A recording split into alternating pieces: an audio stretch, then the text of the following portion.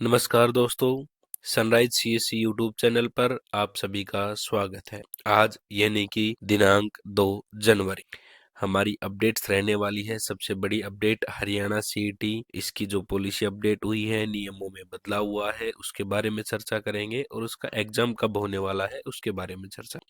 उसके अलावा महाकुंभ में ब्लास्ट की धमकी मिली है और उसके साथ साथ 10 बड़ी अपडेट 2 जनवरी की आपके साथ। सबसे पहली अपडेट, सीईटी में नए नियम। सामान्य के लिए कट ऑफ 50%, आरक्षित वर्ग के लिए 40% तय। सीईटी से पीआरटी टीजीटी बाहर, पीपीपी आधार से फीस में 50% छूट। सीईटी सिलेबस ए और बी दो भागों में बांटा गया। पीपी और आधार कार्ड से ऐसे मिलेगी पंजीकरण फीस में छूट, ये बताया हुआ है। दूसरी बार सीईटी देने पर जिस बार ज्यादा अंक आएंगे वही मान्य। योग्य अभ्यर्थी न मिले तो आयोग को दोबारा निकालना होगा भर्ती का विज्ञापन। एचएसएससी की ओर से जारी अधिसूचना के अनुसार लंबे विवाद के बाद सामाजिक आर्थिक आधार के अतिरिक्त 5 अंक हटा दिए गए हैं। अब इससे कट ऑफ में भी बदलाव हुआ है। अब सामान्य वर्ग के लिए कट ऑफ 50% और आरक्षित वर्ग के लिए कट ऑफ 40% तय की गई। यदि योग्य अभ्यर्थी नहीं मिलते हैं तो कमीशन भर्ती के लिए दोबारा विज्ञापन जारी करे। ये आपकी मेन सुर्खी हो गई। आगे एक कटिंग और है जिसमें थोड़ा डिटेल में है, उसमें मैं आपको डिटेल में बताऊंगा। अभी हम मेन सुर्खी ले लेते हैं। दूसरी सुर्खी ये दूसरे न्यूज़पेपर के तहत है। हरियाणा में ग्रुप सी और डी पदों पर भर्ती के लिए सीटी पुलिस अधिसूचित, फीस तय, 3 साल म्याद। अब पुलिस होमगार्ड की भर्ती भी होगी सीटी से। पंजीकरण के लिए वही आपका पुराना वन टाइम रजिस्ट्रेशन हरियाणा वाला लिंक, 50% अंक जरूरी। ये पद रहेंगे बाहर। शैक्षणिक पद भूतपूर्व अग्निवीर और सीधी भर्ती के ग्रुप डी के सभी पद इससे बाहर रहेंगे, जिनके लिए न्यूनतम शैक्षणिक योग्यता हरियाणा ग्रुप डी कर्मचारी भर्ती और सेवा शर्त अधिनियम 2018 के तहत मैट्रिक से कम। एक ग्रुप सी की योग्यता, पाठ्यक्रम 2 भागों में और 10 गुना उम्मीदवार अधिक बुलाएंगे। सामाजिक आर्थिक आधार पर मिलने वाले 5 अंश नहीं मिलेंगे। जनवरी के अंतिम सप्ताह या फरवरी के पहले सप्ताह में हो सकता है सीटी एग्जाम। ग्रुप डी के लिए 10वीं और ग्रुप सी के लिए 12वीं जरूर। ये आपकी मेन सुर्खियां। आगे चलते हैं। नए साल पर केंद्र ने दिया किसानों को तोहफा, खाद पर सब्सिडी बढ़ी। किसानों को डीएपी का 50 किलो का बैग 1350 रुपए में उपलब्ध होगा। नए साल में सरकार का पहला फैसला किसानों को समर्पित, मोदी ने कहा। 2 फसल बीमा योजनाओं को 2025-26 तक बढ़ाया। सीधी सी बात यह है कि जो डीएपी है उसमें जो नेशनल लेवल पर इसके रेट बढ़ते रहते हैं, लेकिन हमारी गवर्नमेंट इसको सब्सिडी देते हुए किसानों के लिए इसका जो मूल्य है वो निरंतर इसी के अराउंड रहता है। हमारा 1350 के अराउंड रहता है। तो जब भी नेशनल लेवल पे इसके दाम, इंटरनेशनल लेवल पर इसके दाम बढ़ते हैं तो डीपी हमारे देश में कीमत ज्यादा होती है डीएपी की, लेकिन सरकार की सब्सिडी की वजह से हमें 1350 रुपए में मिलता है। अभी भी हाल ही में सूचना आई थी कि डीएपी का मूल्य बढ़ गया है, लेकिन सरकार ने वापस इसकी सब्सिडी दे करके इसको 1350 रुपए में उपलब्ध करा दिया गया। अगली अपडेट, 1200 सरकारी स्कूल में 5 वर्ष से घट रहे विद्यार्थी, अब की बार 27,000 कम दाखिल। स्कूलों में और दाखिलों पर रहेगा जोर। प्रदेश में सर्वे शुरू, 6 जिलों में छात्र बढ़े थे। किस जिले में दाखिल बढ़े और किस में कम हुए, यानी कि जो दाखिले कम और ज्यादा हुए इसमें प्लस माइनस के निशान से इंडिकेट करके और हर जिले वाइज बताया हुआ है।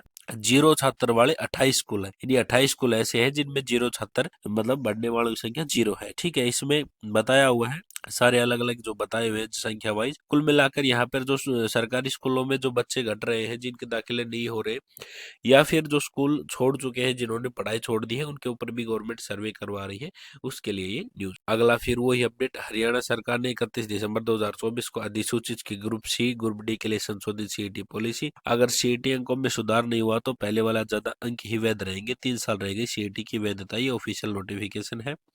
ग्रुप सी पदों के लिए विज्ञापित पदों का 10 गुना सीईटी पास उम्मीदवारों को किया जाएगा शॉर्टलिस्ट। वन टाइम पंजीकरण व आसान, परिवार पहचान पत्र या आधार संख्या या दोनों के बगैर हो सकेगा पंजीकरण। यदि आपके पास परिवार पहचान पत्र या आधार संख्या नहीं है तो भी आपका पंजीकरण हो सकता है। हमारी अगली अपडेट जिसमें थोड़ा डिटेल में बताया हुआ है, एक एक पॉइंट यहाँ पे मैं आपको बताते हुए चलूंगा। सबसे पहले सीईटी अधिसूचित करने का यह बताया आधार, जो मतलब सीईटी में अधिसूचना बताई जो जारी की है उसका क्या आधार है, उसमें बताया गया है। इसमें बताया गया है कि जो भी आपका पीजीटी टीजीटी है उनके लिए सीईटी नहीं है, और जो ग्रुप सी ग्रुप डी की क्वालिफिकेशन है उसके बारे में चर्चा की हुई है। डिटेल में पढ़ने के लिए आप इसका स्क्रीनशॉट ले सकते हैं। उसके अलावा सीईटी 5 मई 2022 के स्थान पर अब यह होगा सीईटी पॉलिसी, यानी कि उस टाइम पे जो सीईटी पॉलिसी थी उसके बाद अब जो नई अधिसूचना जारी की है उसमें क्या बदलाव किए हैं उसके बारे में डिटेल में बताया हुआ है, जो पहले की वीडियो में भी हम बता चुके। 5 अंक वाला आपका और जो सीईटी क्वालिफाई का जो 10 गुना वाला वो रूल आपका बदलाव हो गया है, ये रूल का पूरा डिटेल में यहाँ पे बताया हुआ है। उसके अलावा अग्निवीर वगैरह के लिए जो सीईटी जरूरी नहीं है, वो सब डिटेल जो जो बदलाव हुए हैं पॉइंट वाइज आपको इसमें मिलेंगे, आप इसको डिटेल में पढ़ सकते हैं। 5 पॉइंट तक यहाँ जाने के बाद ऊपर आप इसमें 6 पॉइंट से लेकर के और यहाँ से और यहाँ 9 पॉइंट तक इसमें एक एक चीज बताई हुई है, क्या क्या चीज इसमें अपडेट हुई। उसके अलावा अगला पॉइंट सीईटी में उपस्थित होने के लिए योग्यता, एक एक मैं यदि आपको पढ़ के बताऊंगा तो उसमें बहुत सारे पॉइंट है, मैं मुख्य मुख्य आपको बताता हूँ, आप इसका स्क्रीनशॉट लेकर के पढ़ सकते हैं। उसके अलावा सीईटी के लिए पाठ्यक्रम यानी कि जो सीईटी का सिलेबस है वो, इसका आप यहाँ से 2 पॉइंट तक स्क्रीनशॉट ले सकते हैं, उसके बाद 1 पॉइंट ऊपर। उसके लिए आपका अगला पॉइंट है सीईटी के लिए पंजीकरण, यदि पंजीकरण की क्या गतिविधियां है वो आपको यहाँ पे बताई हुई है, 4 पॉइंट तक यहाँ है। उसके बाद नीचे पढ़ सकते हैं सीईटी के लिए शुल्क, यानी कि जो फीस आपको सीईटी के लिए देनी होगी वो फीस आपकी हर कैटेगरी वाइज इसमें बताई हुई है।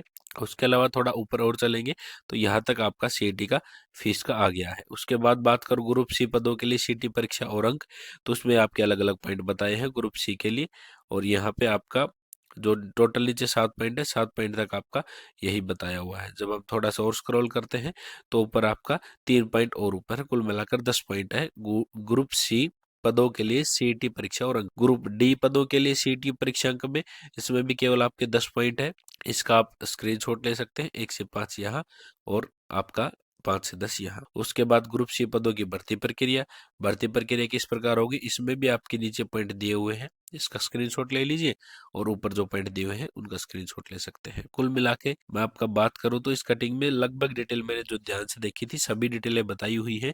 ग्रुप डी पदों की भर्ती प्रक्रिया, ग्रुप सी पदों की आयोग द्वारा उम्मीदवार के नाम की सिफारिश, और जो आपका सबसे बड़ा सवाल था आवेदक द्वारा सुधार के मामले में सीईटी अंकों की वैधता का उदाहरण, यहाँ पर उदाहरण देकर बताया हुआ है कि मान लीजिए किसी कैंडिडेट के पहले सीईटी में 70% अंक आए थे, बाद में उसके अंक बढ़े हैं तो बढ़े वाले अंक आपके मान्य होंगे। और दूसरा आपका यदि मान लीजिए किसी के बाद में अंक घटे हैं, पहले वाले अंक ज्यादा हैं, तो पहला वाला सीईटी जब तक मान्य रहेगा जब तक उसका 3 साल कंप्लीट नहीं हो जाता है। इसमें उदाहरण के तौर पे दिया हुआ है, सब डिटेल आप अच्छे से पढ़ सकते। हमारी अगली अपडेट है परियोजना राशि मिलने पर भी खर्च नहीं करने वाले विभागों पर शिकंजा, योजनाओं का पैसा 45 दिन बैंक में रखा तो विभाग को देना पड़ेगा ब्याज। इसमें यहाँ पे बताया हुआ है बहुत सारी योजनाएं आती है जिसके तरफ से फंड दिया जाता है गवर्नमेंट के द्वारा, लेकिन डिपार्टमेंट उस फंड का यूज नहीं करता है और वो जो पैसा है वो बैंक में ही रह जाता है और वो उसके सही जगह पर नहीं लग पाता, लोगों को उसका लाभ नहीं मिल पाता। इसके लिए यहाँ पे ऑर्डर जारी किए हैं कि यदि 45 दिन से ज्यादा अगर आपका पैसा योजनाओं में नहीं लग पाता है तो फिर आपको विभाग को इसका ब्याज देना पड़ेगा, जो बैंक में आपको ब्याज मिलता है वो। उसके अलावा 2025 में सुप्रीम कोर्ट 17 मामलों में सुनवाई करेगा, इसलिए ये मामले पूरे वर्ष चर्चा में रहेंगे। इस साल पूजा स्थल, मैरिटल रेप जैसे 8 अहम मुद्दों पर सुनवाई, नागरिक संशोधन अधिनियम और समान नागरिक संहिता के मामले की भी याचिका, places of worship act 1 number, 2 number पे ईडी के अधिकार, 3 नंबर पे दिल्ली में सर्विसेज पर किसका हक, 4 नंबर मुख्य व अन्य निर्वाचन आयुक्त की नियुक्ति प्रक्रिया, 5 नंबर नागरिकता संशोधन अधिनियम 2019, 6 नंबर पर मैरिटल रेप अपराध और 7 नंबर पर हिजाब पाबंदी सही और 8वां नंबर पर समान नागरिकता संहिता। ये आपके 8 अहम मुद्दे यहाँ पे बताए हुए हैं जो इस साल सुप्रीम कोर्ट में चर्चा होने वाली है जिन मुद्दों। उसके अलावा नव वर्ष में नमो के विकास विजन को गति देने का मनोहर एक्शन प्लान तैयार, वर्ष 2025 में सौर ऊर्जा उत्पादन के साथ परमाणु व पन विद्युत परियोजनाओं को बढ़ाने पर रहेगा फोकस, पीएम सूर्य बिजली योजना को दी जाएगी गति, सरकारी कार्यालयों में मार्च 2025 तक प्रीपेड स्मार्ट मीटर लगाने का लक्ष्य। पीएम सूर्य घर बिजली योजना आपको भली बात ही पता होगा, जिसमें सरकार की तरफ से सोलर जो आपका सोलर रूफ टूप वाली जो स्कीम है उसके तहत सोलर स्कीम लगवाने पर आपको सब्सिडी दी जाती है। सेंटर की ओर से सब्सिडी अलग है और उसके साथ साथ हरियाणा गवर्नमेंट ने बीपीएल राशन कार्ड धारकों के लिए 2 किलोवाट तक अलग से सब्सिडी का प्रावधान कर रखा है, जिसके तहत बीपीएल राशन कार्ड धारकों को 2 किलो यूनिट तक वो फ्री लग जाते हैं सोलर पैनल। हालांकि इसमें एक विशेष बात मैं बता देता हूँ, हूँ, ये सोलर पैनल आपके जब तक कार्य करेंगे जब तक आपकी बिजली आती है। यानी कि ऐसा नहीं है कि घर में बिजली नहीं आ रही है और आपका सोलर काम करेगा, क्योंकि ये ऑन ग्रिड सोलर सिस्टम है वो, जिसके तहत आप डायरेक्ट कनेक्ट होते हैं बिजली बोर्ड से, तो लाइट आने पर ये काम करती है। और इसका मुख्यतः काम है आपकी बिजली बिल की दरें कम करना, क्योंकि इसके लगवाने के बाद आपका बिजली का बिल कम आता है। उसके बाद महाकुंभ में ब्लास्ट की धमकी धमकी, कहा 1000 हिंदू मारेंगे। पोस्ट किया, तुम सब अपराधी हो। ये किसी अज्ञात व्यक्ति ने पोस्ट किया था और इसमें पोस्ट का स्क्रीनशॉट लगाया हुआ है। 13 जनवरी से शुरू हो रहा है महाकुंभ और 26 फरवरी तक चलेगा। इसमें करीब 50 करोड़ लोगों के आने की उम्मीद है। धमकी देने वाले ने बायो में लिखा कि मुस्लिम होने पर गर्व है। मामले में लखनऊ के यूपी 112 मुख्यालय के ऑपरेशन कमांडर अरविंद कुमार नैन ने पुलिस महानिदेशक अधिसूचना लखनऊ, पुलिस महानिदेशक कानून एवं व्यवस्था लखनऊ, अपर पुलिस महानिदेशक सुरक्षा लखनऊ, अपर पुलिस महानिदेशक एटीएम लखनऊ और एसएसपी कुंभ को लेटर भेजा है, जिसमें मामले की जांच पर कार्रवाई करने की बात कही है। इसमें मामले की जांच की जा रही है और ये धमकी भरी पोस्ट यहाँ पे मिली। इसके बाद सीबीएसई ने 12वीं और ग्रेजुएट्स के लिए भर्ती निकाली, जिसमें आपका सुप्रिटेंडेंट और जूनियर असिस्टेंट के 212 पद पर भर्ती के लिए आवेदन आमंत्रित किए गए हैं। अभ्यर्थी 1 जनवरी 2025 यानी कल से इसकी वेबसाइट पर ऑनलाइन आवेदन कर सकते हैं। cbse.gov.in पर आवेदन की अंतिम तिथि आपकी 31 जनवरी रहने वाली है।